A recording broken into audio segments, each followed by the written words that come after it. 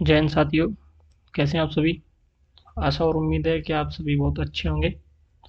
रीट पात्रता परीक्षा 2025 की आपकी तैयारी बहुत अच्छी चल रही होगी। सिलेबस लगभग आप सभी लोग कंप्लीट कर चुके होंगे, शायद अब रिवीजन चल रहा होगा। रिवीजन की इसी कड़ी में सिलेबस में एक नया टॉपिक जुड़ा है जिसका नाम है न्यू एजुकेशन पॉलिसी NEP 2020। उसी के संबंध में चर्चा करने को हम आज ये MCQ कुछ मल्टीपल चॉइस क्वेश्चंस जिस प्रकार के प्रश्न आपकी परीक्षा में देखने को मिलेंगे उसकी एक सीरीज लेके आए हैं। इस नए टॉपिक से 1 से 2 क्वेश्चन आने वाले हैं और लगभग 1 से 2 क्वेश्चन ये जो हम वीडियो कराने वाले हैं इसमें से 1 से 2 क्वेश्चन हमारी इस वीडियो से मिल जाएंगे। ठीक है, तो बेफिक्र हो जाइए और अच्छे से अपनी तैयारी पर ध्यान दीजिए। शुरू करते हैं वीडियो। पहला क्वेश्चन, NEP की फुल फॉर्म क्या है। NEP की फुल फॉर्म क्या है। ये जो नया शब्द आया है आपके सामने NEP, इसकी फुल फॉर्म क्या है। ऑप्शन है आपके। Option A new education policy, option B national education policy, option C national exchange policy, option D national exam policy. क्या है आपका ऑप्शन। NEP की फुल फॉर्म क्या है। New education policy, national education policy, national exchange policy, national exam policy. देखते हैं क्या है आपका राइट आंसर।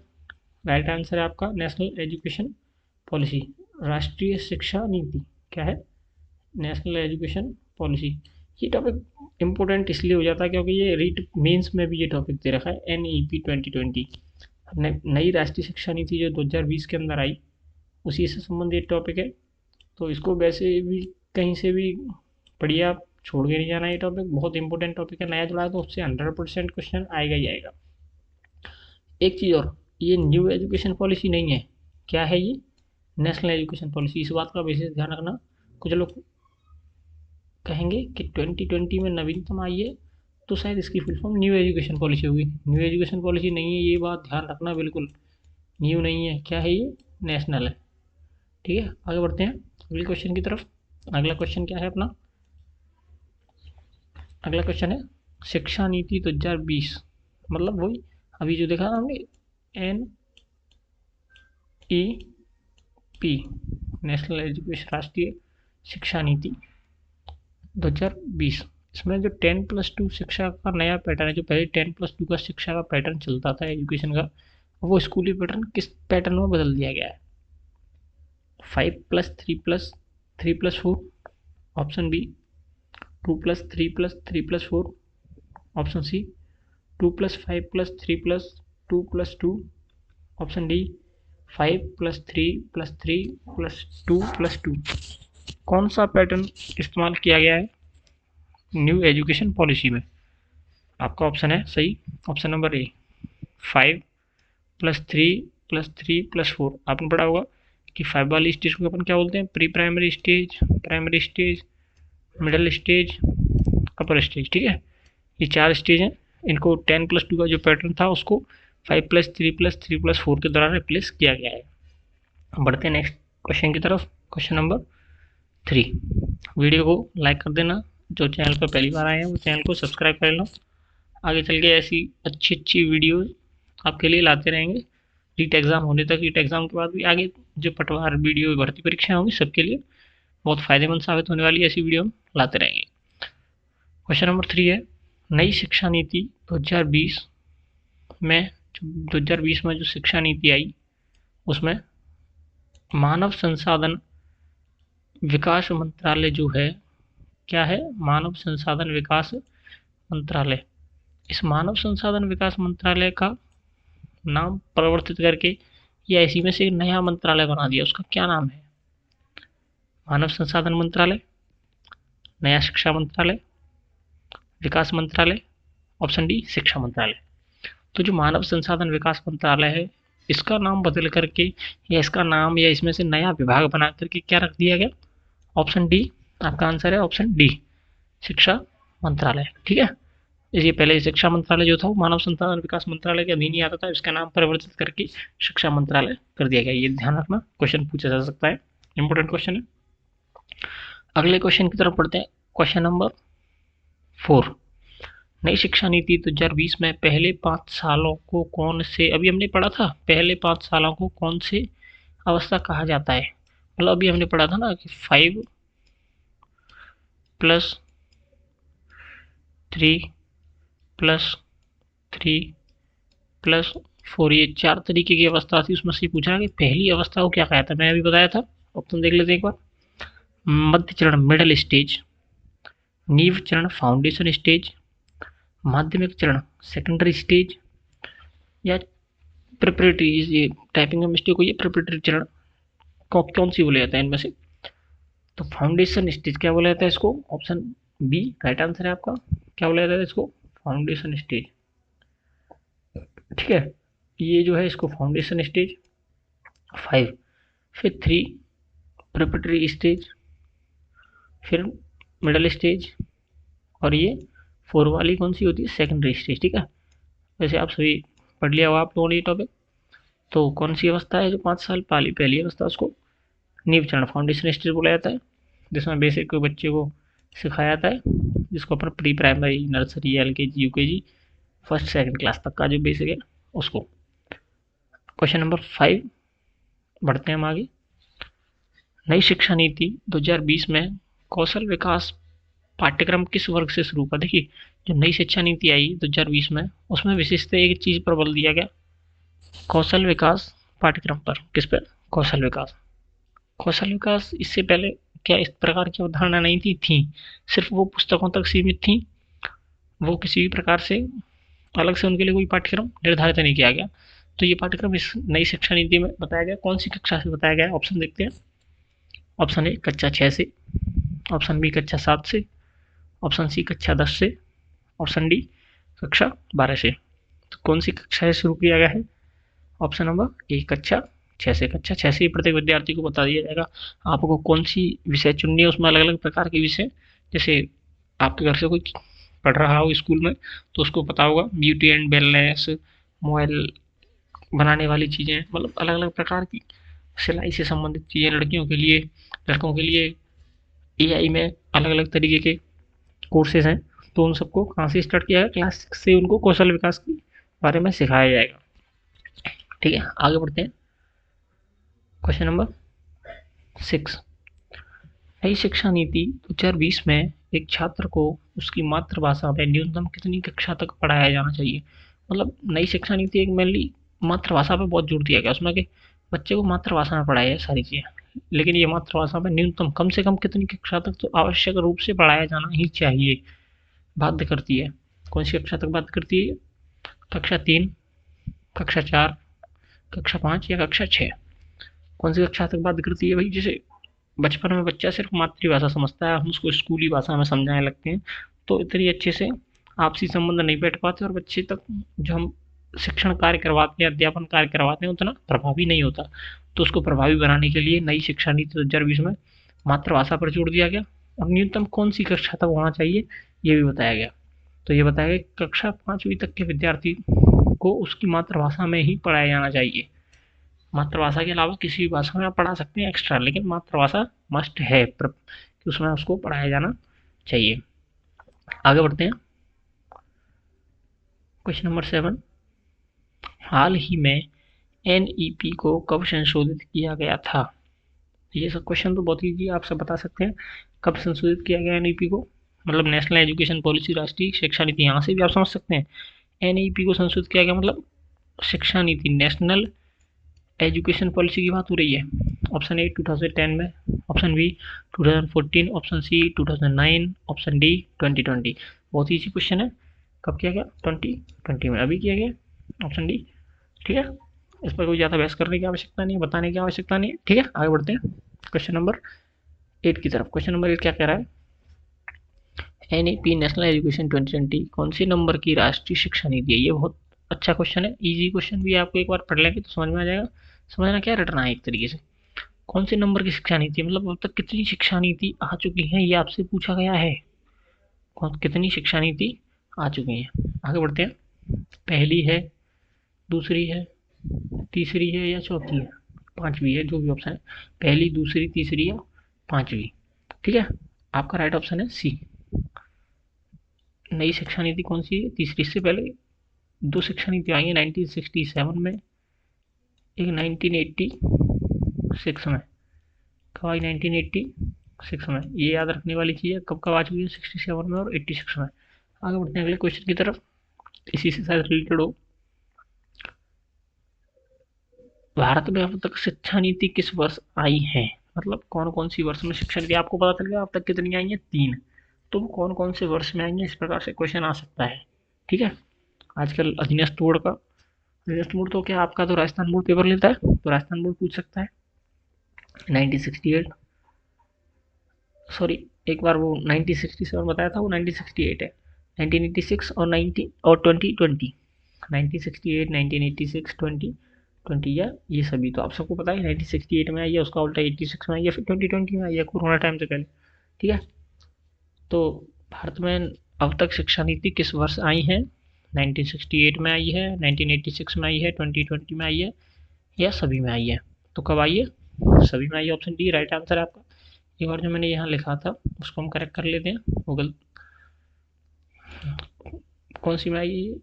एक बार करेक्ट कर लीजिए, इरेज करते हैं इसको। तीसरी। पहली कब आई? यहाँ लिख लेते हैं अपन, 1968 कब आई? 1968। दूसरी कब आई?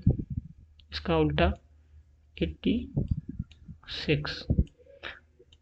ये कब आई है? ये तो आपको पता है 20 आपके सामने आई है सबके। मुझे लगता है ये वाली शिक्षा नीति शायद ही किसी के सामने आई हो जो तैयारी कर रहे होंगे।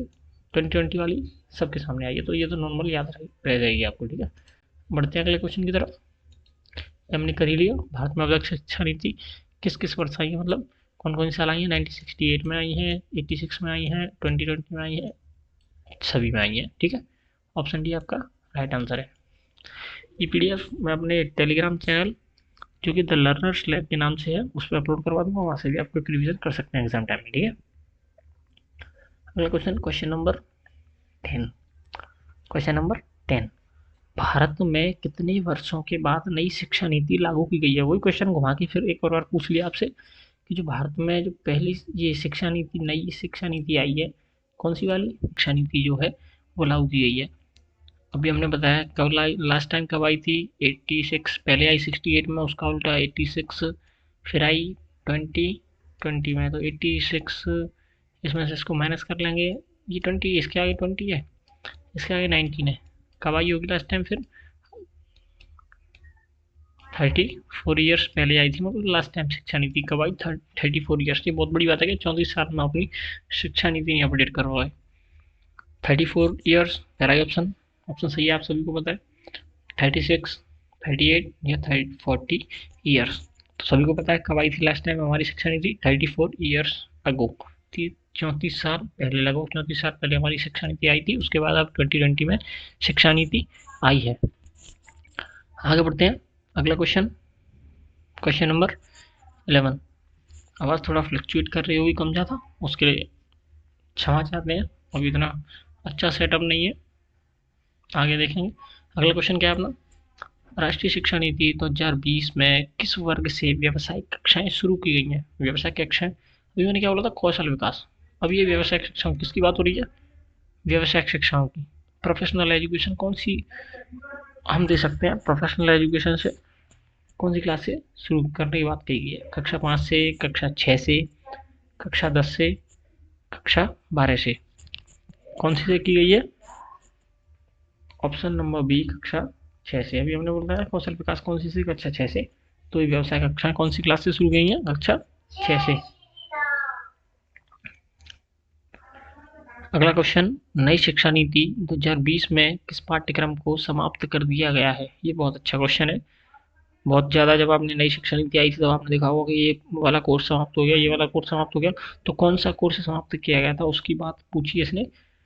Option A DElEd, option B BEd, option C MPhil, या ऑप्शन डी उपरोक्त सभी। क्या तीनों ही कोर्स समाप्त कर दिए? डीएलएड तो आप जो रीट लेवल 1 वाले हैं डीएलएड किए उन्होंने, रीट लेवल 2 वालों ने बीएड किए है।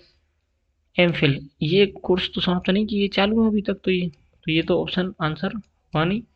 उपरोक्त सभी होगा नहीं। कौन सा आंसर है? MPhil. तो कौन सा कोर्स समाप्त किया गया था?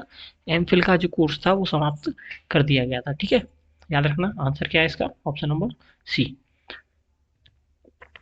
टेलीग्राम चैनल को जरूर ज्वाइन कर लेना, जिससे आपको पीडीएफ मिलती रहे वहाँ पे।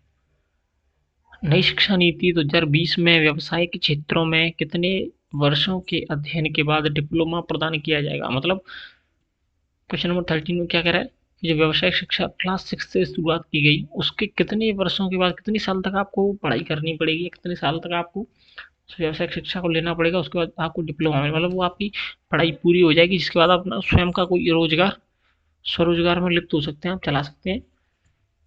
1 वर्ष बाद। क्या कक्षा 6 से 7 में दे देंगे? नहीं होना चाहिए। 2 वर्ष बाद, 3 वर्ष बाद, या 4 वर्ष बाद? ऑप्शन लिखते हैं, ऑप्शन नंबर बी। जो व्यवसायिक क्षेत्र में कितने वर्षों के बाद डिप्लोमा प्रदान किया जाएगा? 2 वर्ष बाद। कितने वर्ष बाद डिप्लोमा प्रदान कर दिया जाएगा आपको? एक छोटा मोटा डिप्लोमा, जिससे आप स्वरोजगार कर सकते हैं। 2 वर्ष के बाद आप 2 वर्ष का कोई भी डिप्लोमा कर लीजिए, उसके बाद आप अपना व्यवसाय शुरू कर सकते हैं। ठीक है, आगे बढ़ते हैं। राष्ट्रीय शिक्षा नीति 2020 के अनुसार पीएचडी करने के लिए क्या आवश्यक है? कुछ कोर्स के नाम दिए जाएंगे आपको ऑप्शन में, उसमें बताना कि पीएचडी करने के लिए क्या आवश्यक है। डॉक्टरेट की मानद उपाधि मिलती है, जो डॉक्टरेट वाली उपाधि मिलती है, उसके लिए क्या आवश्यक है? 2 साल की स्नातक डिग्री। 2 साल की स्नातक डिग्री सुनी है आपने? 3 साल की स्नातक डिग्री, 4 साल की स्नातक डिग्री, या 5 साल की स्नातक डिग्री? जो स्नातक डिग्री अब तक 3 साल की होती थी, उसको अब 4 साल की बना दिया गया। ठीक है, तो वही है कि 4 साल की आपकी, अगर आपके पास स्नातक डिग्री है तो आप पीएचडी के लिए डायरेक्ट एलिजिबल हैं। ठीक है, आगे बढ़े। इजी क्वेश्चन है, याद करने हैं, कोई ज़्यादा समझने की आवश्यकता नहीं है। आगे बढ़ते हैं।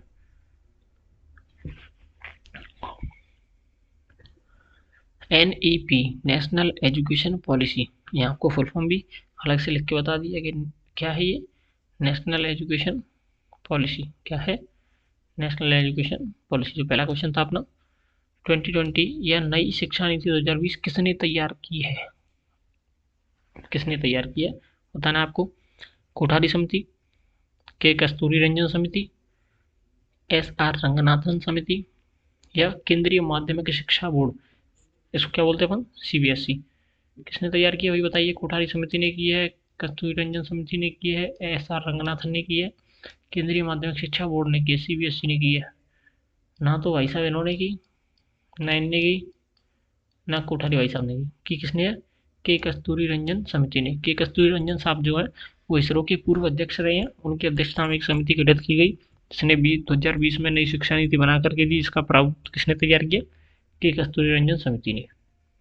इस कमेटी के अध्यक्ष भी कौन थे? के कस्तूरी रंजन साहब। ठीक है, आगे बढ़ते हैं। क्वेश्चन, NEP 2020 के अध्यक्ष कौन है? NEP 2020 के अध्यक्ष कौन है? नेशनल एजुकेशन पॉलिसी जो 2020 थी उसके अध्यक्ष कौन थे? नरेंद्र मोदी जी, दौलत सिंह कोठारी जी, SR रंगनाथन साहब, या डॉक्टर के कस्तूरी रंजन। अभी अगली में पढ़ के आए हम कि के कस्तूरी रंजन साहब जो NEP 2020 की समिति थी उन्होंने बना के तैयार की, तो उसके अध्यक्ष भी कौन होंगे? डॉक्टर के कस्तूरी रंजन साहब। ठीक है, ऑप्शन नंबर डी अपना सही है। आगे बढ़े, जल्दी जल्दी देख लेते हैं सारे क्वेश्चन। GDP का कितना प्रतिशत सरकार, नई एजुकेशन पॉलिसी आई, नई एजुकेशन पॉलिसी ने सरकार को कहा कितना प्रतिशत किस पे खर्च किया जाए, GDP का शिक्षा में खर्च किया जाए, मतलब नई शिक्षा नीति में खर्च किया जाए, उसमें शिक्षा में खर्च कितना करना है वो केंद्र सरकार को आदेश दिया या सलाह दी। कितना? 12%, 6%, 75% या 4%? ये अगर टेक्निकल टीम से बोलते हैं अगली बार, ये क्वेश्चन 75 की जगह 7.5 होता तो ज़्यादा और अच्छा लगता। ऐसा ऑप्शन नहीं डालें, सरल बहुत ज़्यादा हट गया। 75% तो कोई GDP देश अपनी GDP का नहीं खर्च करेगा। क्या 12%, 6% या 4%? तो राइट आंसर है इसमें ऑप्शन नंबर बी, 6%। 6% अपना GDP का कहाँ खर्च करना है हमें? एजुकेशन पर। कहाँ करना है? 6%। वैसे ये बढ़ा करके मेरे हिसाब से तो 12% करना चाहिए था, पर ठीक है, एक्सपर्ट्स की रिपोर्ट है, बहुत अच्छा है। आगे बढ़ते हैं, अगला क्वेश्चन, क्वेश्चन नंबर अपना 18 की तरफ। शिक्षा शब्द किस भाषा से लिया गया है? हाँ भाई, ये तो वैसे ही आप नॉर्मल पढ़ते हैं, साइकोलॉजी में पढ़ते हैं। शिक्षा शब्द किस भाषा से लिया गया है? एजुकेशन जो वर्ड है वो किस भाषा से लिया गया है? यूनानी, अंग्रेजी, जर्मनी या लैटिन भाषा। सब पढ़ते हैं। एजुकेशन शब्द जो है वो एक वर्ड है जिसका बोलते हैं एडुसियर। क्या बोलते हैं? एडुसियर। ये वर्ड किससे बना है? ये लैटिन भाषा का वर्ड है। किसका है? लैटिन भाषा का वर्ड है। राइट आंसर अपना डी। तो शिक्षा शब्द जो एडुकेशन शब्द है, एडुकेशन शब्द एडुसियर से बना है और वो किस भाषा का मूलतः शब्द है? लैटिन भाषा का। आगे बढ़े। राजस्थानी का तो नहीं है ये, राजस्थानी कौन बता रहा है? पाठ्यक्रम को छात्र के संज्ञानात्मक विकास के अनुसार 4 चरणों। Question number 19। पाठ्यक्रम को छात्र के संज्ञानात्मक विकास, कॉग्निटिव डेवलपमेंट के अनुसार 4 चरणों में विभाजित किया गया है। इसका सही अनुक्रम क्या है? ये एनईपी से क्वेश्चन थोड़ा सा साइकोलॉजी से मिक्स करके पूछ लिया कि जो पाठ्यक्रम संज्ञानात्मक विकास के अनुसार 4 चरणों में पाठ्यक्रम को विभाजित किया गया, इसका सही अनुक्रम क्या है? सुनिएगा। मूलभूत चरण, प्रारंभिक चरण, मध्य चरण या माध्यमिक चरण। अगला प्रारंभिक चरण, मूलभूत चरण, मध्य चरण, माध्यमिक चरण।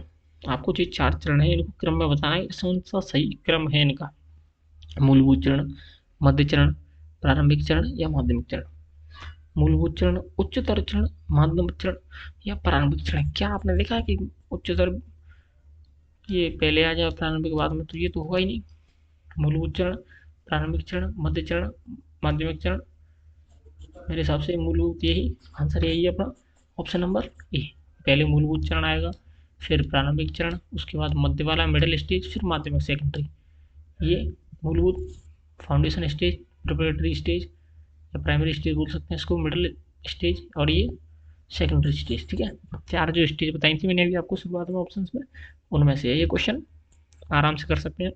आगे बढ़े, थोड़ा सा इसको देख लेना ध्यान से एक बार। आगे बढ़ते हैं। क्वेश्चन नंबर हमारा नेक्स्ट है क्वेश्चन नंबर 20। राष्ट्रीय शिक्षा नीति 2020 के अनुसार मूल्यांकन केंद्र किसके लिए बनाया गया है? राष्ट्रीय शिक्षा नीति 2020 में मूल्यांकन केंद्र बनाने की घोषणा की गई। ये मूल्यांकन केंद्र किसके लिए बनाया गया भाई? किन के लिए बनाया गया? शिक्षकों के लिए। क्या शिक्षकों का मूल्यांकन किया जाएगा? माता पिता के लिए। क्या माता पिता का मूल्यांकन किया जाएगा? छात्रों के लिए या छात्रों का या सभी के लिए? तो राष्ट्रीय शिक्षा नीति में मूल्यांकन केंद्र किसके लिए बनाया गया है? इस प्रकार के क्वेश्चन राजस्थान बोर्ड अक्सर अपनी रीट की परीक्षा में पूछ लेता है। तो इसका राइट आंसर है ऑप्शन नंबर सी। किसके लिए बनाया गया है? छात्रों के लिए। किसके लिए? छात्रों के लिए। कन्फ्यूजन ना, इसलिए मैंने यहाँ पे आंसर लिख रखे हैं ताकि आप लोगों को कन्फ्यूजन ना हो कि कौन सा आंसर सही है। टिक करने में से दिखता नहीं है कई बार, मैंने इसको भी टिक किया, इसको क्रॉस कर दिया, तो आंसर साथ के साथ लिखवा रखे हैं। राष्ट्रीय शिक्षा नीति 2020 के अनुसार मूल्यांकन केंद्र किसके लिए बनाया गया है? शिक्षकों के लिए, माता पिता के लिए, छात्रों के लिए और फिर सभी के लिए। तो ऑप्शन सी। आगे बढ़ते हैं। छात्रों के आकलन के लिए राष्ट्रीय मूल्यांकन केंद्र का नाम क्या है? जो आकलन केंद्र अभी हमने बोला, किसका नाम होगा आकलन केंद्र? छात्रों का। ठीक है। उसका नाम क्या रखा है इन्होंने? अभी एक पिछले क्वेश्चन में ये था कि किसके लिए बनाया गया? छात्रों के लिए। तो राष्ट्रीय मूल्यांकन केंद्र जो बनाया गया है छात्रों के लिए, उसका नाम क्या रखा गया है? दीक्षा, परख, SCERT या NCERT। तो इनमें से जो राष्ट्रीय मूल्यांकन केंद्र है, तो आपको पता है SCERT पाठ्यक्रम राजस्थान में निर्धारण करती है, NCERT केंद्र स्तर पर पाठ्यक्रम का निर्धारण करती है। परख है या दीक्षा है इनमें से? तो दीक्षा तो एक पोर्टल बनाया गया है, ये मूल्यांकन केंद्र बनाया गया, उसका क्या नाम है? परख। क्या है? Performance and assessment. इस तरीके से एक परफॉर्मेंस की अगले क्वेश्चन में आपको मिल जाएगी। ठीक है। तो क्या है इसका जो राष्ट्रीय मूल्यांकन केंद्र है उसका नाम क्या रखा गया है? परख। आगे बढ़े। Question number next 23। वही क्वेश्चन आ गया। परख जो है राष्ट्रीय शिक्षा नीति 2020 के शामिल एक राष्ट्रीय मूल्यांकन केंद्र है, वही के राष्ट्रीय मूल्यांकन केंद्र है जिसका नाम क्या है? परख। इसमें पी का मतलब क्या है? तो इसका फुल फॉर्म याद कर लीजिएगा। पी का मतलब क्या है? परफॉर्मेंस है, पॉलिसी है, प्रॉब्लम है या प्रोडक्शन है। तो ये प्रॉब्लम तो नहीं होना चाहिए, कैसे भी नेगेटिव इफेक्ट तो नहीं है। अपन पढ़ रहे हैं मूल्यांकन केंद्र में, तो अपन मूल्यांकन में किसको देखते हैं? किसी बच्चे की परफॉर्मेंस को। किसको देखते हैं? तो यही आंसर है आपका ऑप्शन नंबर ए, परफॉर्मेंस। ठीक है। आगे बढ़ते हैं। अगला क्वेश्चन, दीक्षा पोर्टल किससे संबंधित है? दीक्षा पोर्टल किससे संबंधित है? अभी मैंने बोला था दीक्षा पोर्टल है किस चीज़ से संबंधित है? ग्रामीण क्षेत्रों में आवासीय विद्यालयों के निर्माण से, कि ग्रामीण क्षेत्रों में आवासीय विद्यालय हॉस्टल वाले स्कूल बनाए जाए उससे। देश में शिक्षकों के कौशल को विकसित करने से, कि जो देश में शिक्षक हैं उनमें कौशल का विकास किया जाए, किस प्रकार से और अच्छे से पढ़ाया जा सके उसके लिए। अनुसंधान की विद्यालयों के सीखने का मंच, जो अनुसंधान रिसर्च स्कूल्स हैं उनके लिए सीखने का मंच प्रदान करता है ये। या उच्च शिक्षा पाठ्यक्रमों के लिए एक वेबसाइट है, क्या है ये? दीक्षा पोर्टल। दीक्षा पोर्टल है, देश में शिक्षकों के कौशल को विकसित करने के लिए एक पोर्टल बनाया गया है जिसका नाम है दीक्षा। क्या है? दीक्षा। क्या है? दीक्षा। आगे बढ़ते हैं। ठीक है, दीक्षा पोर्टल है, ये किसके लिए बनाया गया? दीक्षा पोर्टल मुख्यतः बनाया गया देश में शिक्षकों के कौशल विकास के लिए। आजकल तो इसका उपयोग सभी चीज़ों के लिए किया जा रहा है, एनसीईआरटी ने इस तरीके से विकसित किया है इसको। आगे बढ़ते हैं, अगला क्वेश्चन। राष्ट्रीय शिक्षा नीति 2020 में निम्नलिखित में से कौन सा कथन प्रस्तावित है? कौन सा कथन जो है वो प्रस्तावित किया गया है, एक बार देखते हैं। विद्यालयों को बच्चों को अंग्रेजी भाषा की प्रथम भाषा के रूप में सीखने, मतलब जो अंग्रेजी भाषा है उसको फर्स्ट लैंग्वेज, बच्चों की फर्स्ट लैंग्वेज बना रही है, क्या ऐसा प्रस्तावित किया गया है? और बोलने के लिए प्रोत्साहित करना, अपनी मातृभाषा में शिक्षित होना और शैक्षिक प्रौद्योगिकी की उन्नति और बाधक है, मतलब क्या अपनी मातृभाषा में सीखना बच्चे के लिए शैक्षिक और प्रौद्योगिकी में क्या है, बात उन्नति में बाधक है, क्या इस प्रकार का प्रावधान बताया गया इसमें? आगे बढ़ते हैं। बाल विद्यार्थियों के लिए बहुभाषी होने में उच्च संज्ञानात्मक लाभ है, मतलब जो छोटे छोटे बच्चे हैं, बाल विद्यार्थी हैं, उनको बहुभाषी होना चाहिए, मतलब मल्टी लैंग्वेज, एक लैंग्वेज सीख ली, इंग्लिश, हिंदी, संस्कृत, फ्रेंच, जो भी भाषा मल्टी लैंग्वेज सीखें तो अच्छा उसका कॉग्निटिव डेवलपमेंट हो सकता है। द्विभाषी उपागम विद्यार्थियों में उलझन पैदा करता है और सीखने में बाधा डालता है, मतलब क्या इस तरीके का बताएं कि द्विभाषी जो उपागम है, दो भाषा सीखेगा विद्यार्थी तो उसके सीखने में बाधा आएगी। देखते हैं क्या है, कथन वाला ऑप्शन है। तो सबसे पॉजिटिव पॉइंट था वो यही था कि बाल विद्यार्थियों के लिए बहुभाषी होने में उच्च संज्ञानात्मक लाभ है, ना तो प्रथम भाषा के रूप में इंग्लिश को सिखाया जा रहा है, ना ही ये जो अपनी मातृभाषा में कुछ सीखा तो बच्चा कहाँ से वो बाधक थोड़ी होगा, उन्नति बढ़ाई करेगा उसकी। और द्विभाषी उपागम कभी भी सीखने में बाधा नहीं डालता। हम भी तो इंग्लिश में, हिंदी में, सारी लगभग दो लैंग्वेज में तो सीखते हैं। ठीक है, तो क्या है, एक बार इस क्वेश्चन को ढंग से देखना, पढ़ना अच्छे से, समझ में आएगा। वीडियो को वापस से रिवाइंड करके देखना, नहीं समझ में आए तो। आगे बढ़ते हैं। राष्ट्रीय शिक्षा नीति 2020 के अनुसार आकलन के क्या उद्देश्य हैं, मतलब हम किसी बच्चे का आकलन कर रहे हैं तो क्या उद्देश्य है उसके? ये कथन जो दे रखे कथन है ये पहले, अभी इनका अलग से क्वेश्चन है। सीखने के स्तर को सुनिश्चित करने के लिए विद्यार्थियों में तनाव उत्पन्न करना और डर पैदा करना, कि बच्चे को सुनिश्चित, हम ये सुनिश्चित करें कि बच्चा सीख रहा है या नहीं सीख रहा, उसके लिए बच्चों में तनाव उत्पन्न कर दें, डर पैदा कर दें, ये तो नहीं होना चाहिए। अध्यापन अधिगम क्रियाओं को दोहराना, जो अध्यापन में अधिगम क्रियाएं कराएं उनको बार बार से रिपीट करवाएं, ये होना चाहिए। अधिगम और विकास को अनुकूलित बनाना, अनुकूलित मतलब बच्चों के अनुरूप उसको ढाल देना। कक्षा के अंदर और बाहर विद्यार्थियों को समर्थन न देना, मतलब कक्षा के अंदर भी बच्चों को समर्थन नहीं करें, बच्चों को बाहर भी मतलब कोई सपोर्ट नहीं देना, मेंटली भी और वैसे भी। ठीक है, तो ये चार कथन दिए गए हैं। बहुत अच्छा क्वेश्चन है ये, टेक्निकल टीम ने बहुत अच्छे से क्वेश्चन बनाया है ये, कि इनमें से कौन सा आकलन के उद्देश्य है। आपसे पूछा कौन कौन से कथन इसमें से सही है, क्या पूछा आपसे? सही। इस प्रकार के क्वेश्चन का आजकल ट्रेंड ज़्यादा है। अभी हाल ही में आरएएस भर्ती परीक्षा का पेपर हुआ है तो उसमें इस प्रकार के क्वेश्चन भर भर के पूछे गए। इससे पहले भी अधीनस्थ बोर्ड जितनी भी परीक्षा लेता है वो इस प्रकार के क्वेश्चन अवश्य पूछता है। तो क्या पता राजस्थान बोर्ड भी दोनों के ट्रेंड को फॉलो करते हुए इस बार पेपर को थोड़ा सा जटिल बनाए और इस प्रकार के क्वेश्चन पूछे। बहुत अच्छा। ठीक है, तो उसके हिसाब से भी हमें तैयार रहना पड़ेगा। देखते हैं क्या है, सीखने के सुनिश्चित विद्यार्थियों में तनाव उत्पन्न करना, ये तो नहीं होगा।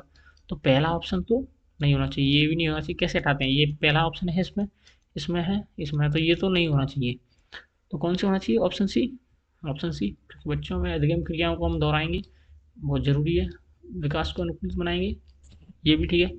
अंदर और बाहर बच्चे को समर्थन, समर्थन मतलब वैसे समर्थन नहीं देना हमें, बच्चे को ठीक है समझा रहे हैं हम आकलन में, समर्थन नहीं देना बच्चे को कि हम उसको बाहर बता दें कि पेपर इस तरीके से आएगा कक्षा में या फिर पेपर चल रहा है, तब उसको बता दें। ठीक है, अधिगम क्रियाओं को दोहरा देंगे हम उसके आकलन वाकलन से पहले बाद में। तो ये इस प्रकार से ये क्वेश्चन है अपना। आगे बढ़े।